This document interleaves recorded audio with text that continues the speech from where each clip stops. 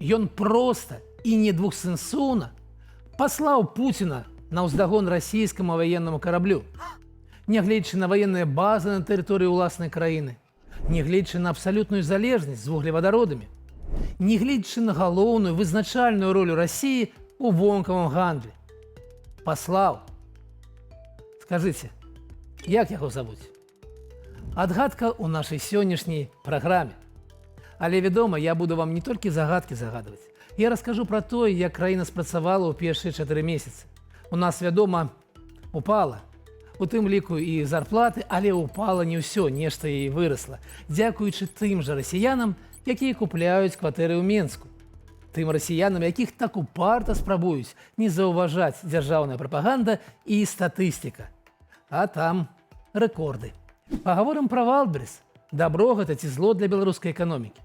Пра зусім непатрыятычных беларускіх дзяцей, дзякуй Богу, іхняя псіхіка ў здаровым стане. І пра ратыфікацыю бязвіза з краіны, дзе проста цяпер ідзе грамадзянская вайна, параўнальная маштабам з расійска-украінскай. А таксама пра тое, як беларускі рубель становіцца міжнароднай валютай.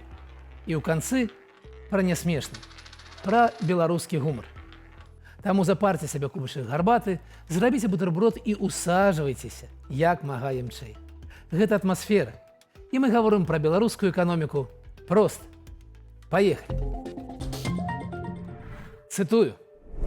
Праз нашу тэрыторыю ідзе газаправод. Мы за кошт гэтага транзіту будзем мець уласны газ. Мы будзем развіваць альтэрнатыўную энергетыку і далей.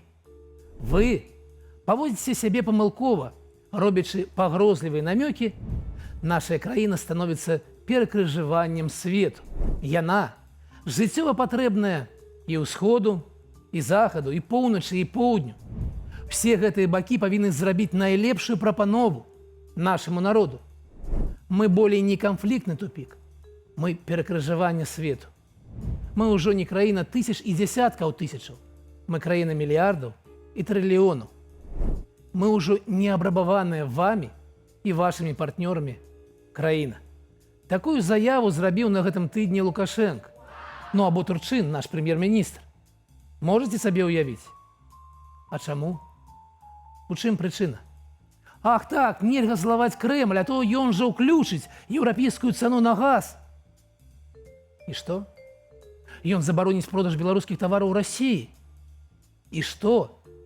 Гэта, вядома, не слова Лукашэнкі, і тым болей не каго-небудзь з ягонага атачэння. Гэта слова кіраўніка незалежнай краіны, прэм'ер-міністра Арменіі Нікола Пашыняна, які ідзе на чарговыя выбары з лозунгамі еўрапейскай інтэграцыі, якому пагражаюць і Пуцін, і Лукашенко. Арменія сёння цалкам залежная ад Расіі. У ёй 2 ваенныя базы, увесь газ кантралюе дачка Газпрому, Газпром Арменія, доля ў замежным гандлі, як у Беларусі да 2020 года. І вось такая залежнасць не замінае народу Арменіі пасылаць Крэмль куды падалей.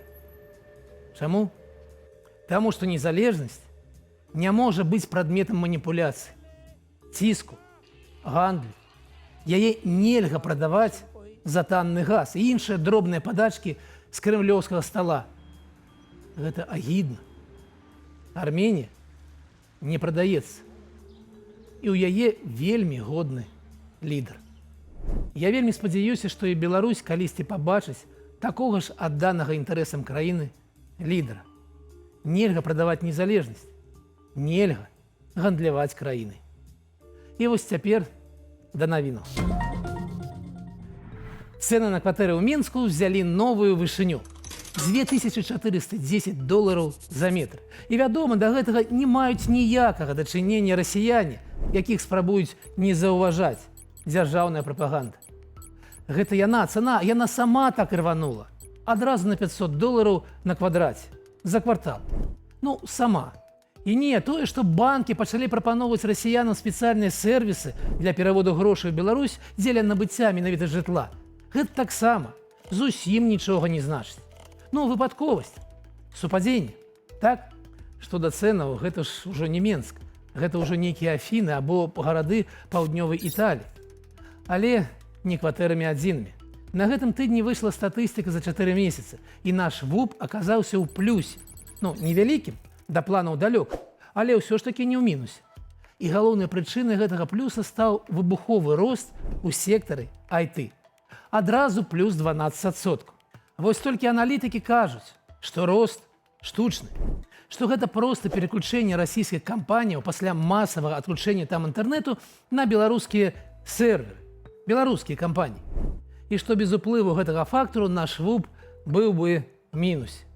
Як у мінусе прамысловасць, у мінусе і сярэдняя зарплата па выніках красавіка мінус 23 рублі. Мінус на мінусе у мяне ніяк плюс не атрымліваецца.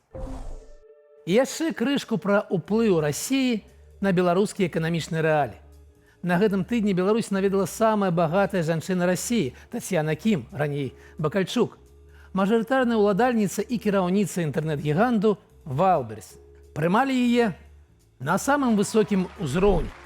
Радаваліся адкрыццю лагістычнага складу, хаця сама Тацьяна адзначыла залішнія нарматыўныя патрабаванні, за якіх будаўніцтва так зацягнулася. І гаварылі ў асноўным пра ўплыў Вайлдберріс на экспарт беларускіх тавараў праз гэтую пляцоўку. І такі ўплыў, напэўна, ёсць. А вось пра што не было сказана ні слова, дык гэта пра адваротны ўплыў, уплыў на імпарт.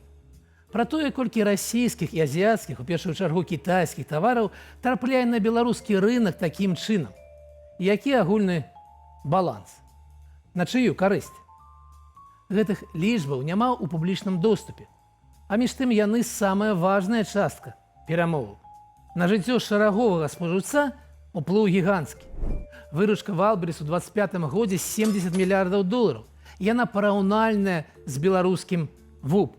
І рост вельмі падобны на рост цэн на мінскія кватэры. У 1,5 разу за год. Вось такі гігант. Вядома, ён дасць спажыўцу шырокі выбар і нізкія цэны, але што ён нясе беларускай эканоміцы ў цэлым? Паводле ўскосных звестак, доля Вайлдберріс на беларускім рынку онлайн-гандлю каля паловы. А гэта, згодна з усімі эканамічнымі законамі, азначае манапольнае становішча на рынку. І менавіта з-за такой кампаніі і павінна сачыць нашае антыманапольнае ведомство і рэгуляваць надбаўкі, не даваць такому бегемоту, маманту душыць мясцовыя пляцоўкі. Гэта іх праца. І ў здаровай эканоміцы барацьба з манапалістамі, падтрыманне канкурэнцыі – гэта галоўны і практычна адзіны клопат дзяржавы. Всё астатняе рынак зробіць сам. Як мяркуеце? Ці думаюць беларускія чыноўнікі пра будучыню гэтага сегменту рынку, што так імкліва расце? І колькі беларускага застанецца ў беларускім онлайн-гандлі? Ну, Бог з ёй, з Расіі. Хоць, відаць, не Бог. На мінулым тыдні да нас іншага госця занесла, і ён таксама наладжваў супрацу. Дазвольце прадставіць генерал Тун Аунг, міністр абароны сяброўскай М'янмы. На гэтым тыдні ён наведаў Беларусь, сустрэўся з міністрам абароны Хрэніным, а таксама заехаў на Камболь і іншыя прадпрыемствы лёгпраму. Яны ў сваю чаргу пахваліліся, што ўжо пастаўляюць абутак арміі М'янмы. Клас!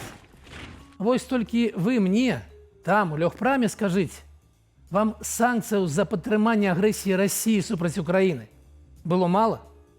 Або вам спадабалася, калі вас адключаюць ад нармальных прыбытковых рынкаў? Вы яшчэ хочаце? У М'янме ваенная хунта. Там грамадзянская вайна, яна ідзе ўжо 5 гадоў. Рэжым устойліва кантралюе толькі 21% тэрыторыі краіны.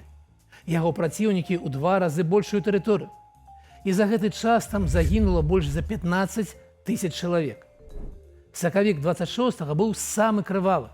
Забіта больш за 500 мірных жыхароў. І мы, беларусы, дапамагаем незаконнаму ўраду ўтрымацца пры ўладзе.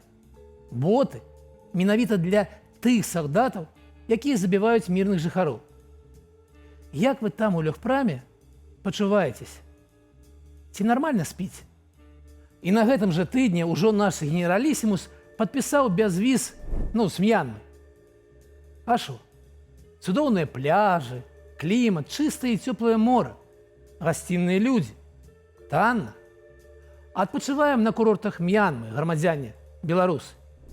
А вайна? Ну а што вайна? Нам не ўпершыню. ад Сочи, здаецца, ніхто не адмаўляецца. Так? Ну і наша любимая рубрика «Качанова». Дарагія гледачы, я сутыкнуўся з чымсьці вельмі дзіўным. Дапамажыце мне, калі ласка, разабрацца. Ну вось ёсць такое паняцце – прамысловая кааперацыя ў рамках Еўразійскага саюза. Гэта калі прадпрыемствы ў розных краінах выбудоўваюць адзіны вытворчы ланцужок і атрымліваюць выгаду ад зніжэння выдаткаў. Ну, гэта ж добра, так? І з улікам небывалага ўзроўню ўзаемнай інтэграцыі краінаў яна ж павінна расці. І расце. Чытаеш Белта, ну зашыбіся. У 2,5 разы за 11 гадоў. Агеньчык, вынікі ёсць. А потым чытаеш матэрыялы кіроўнага органу Еўразійскай эканамічнай камісіі. І чытаеш, што практычна не працуе гэтая самая прамкааперацыя, што гэта чыстая імітацыя. І вось, каму тут верыць? Дык працуе ці не працуе? Ужо нават не ў кааперацыі справа, хочацца ўвогуле разабрацца. Працуе ці не працуе? І пра беларускі рубель. Ведаеце, ён сапраўды крочыць па планеце, становіцца без всялякіх жартаў міжнароднай валюты і яму давяраюць. Чаму вы смяецеся? Я сур'ёзна. Давяраюць, але толькі давяраюць чамусьці махляры. У Нямецчыны старыя, якія выйшлі з абарачэння беларускія рублі, былі прадстаўлены як вельмі дарагая валюта і былі абменены на некалькі соцень еўра. І гэта ж не першы выпадак. 2 гады таму, паводле аналагічнай схемы, румыны на дарогах той жа Нямецчыны таксама гандлявалі старымі беларускімі рублямі. А вы кажаце, неустойлівы ён, нікому не патрэбны. А тут другое жыццё ў грошай. Во як. І беларускія дзеці мяне радуюць. У іх вось тут, у галаве, все добра уладкавана. 81% вучыць замежную мову. І ў 9 з 10 гэта ангельская мова. Яшчэ 10 гадоў таму лічбы былі зусім іншымі. І не, кітайская не стала папулярнай. У нас зусім нармальныя дзеці. Віншую. А на беларускам тэлебачанні запусцілі новае гумарыстычнае шоу. Дарагое, з удзелам чэмпіёна найвышэйшай лігі маслякоўскага КВН 22 года, каманды «Доктор Хаус». Добрыя былі хлопцы. А атрымалася вось гэта. Юмор – это то, что лучше всего объединяет людей. Ведь как можно жить без юмора в стране, где машина и пешеход могут стоять и уступать дорогу друг другу? Как можно без юмора в стране, где на футбол в одном троллейбусе едут и футболисты, и болельщики? В стране, где в магазине копеечка, за копеечку ничего не купишь. Ну як вам? Смешна? Я паглядзеў 1,5 хвіліны і выключыў. Гэта не смачна, невыносна. На ўзроўні цяперашняга Петрасяна і праграмы Рэгіны Дубавіцкай «Аншлаг», калі хто-небудзь яшчэ памятае такую. А вось чаму так? Чаму столькі намаганняў, грошай і пустэча? Не смешна. Бо мы такія напружаныя, сумныя, ці час такі? Але вось Украіна ваюе, і там актыўна выходзяць гумарыстычныя шоу, якія высмеююць, у тым ліку і сваіх.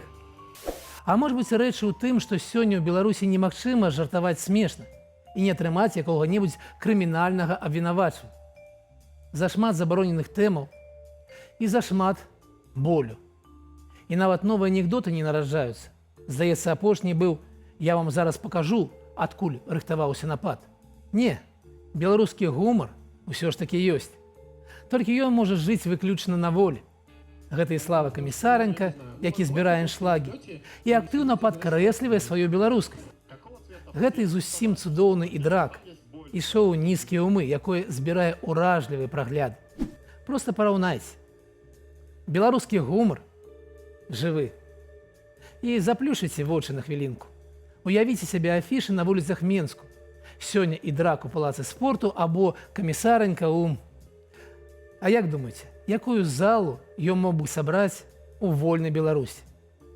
Напішыце пра гэта ў каментарах і пастаўце лайк нашай праграме, калі вам падабаецца тое, што мы робім. І усміхніцеся. Абавязкова усміхніцеся. Все будзе добра. Такая сёння атмасфера. З вами быў Александр Кнырович. Пабачымся ў наступным выданні. Бывайце.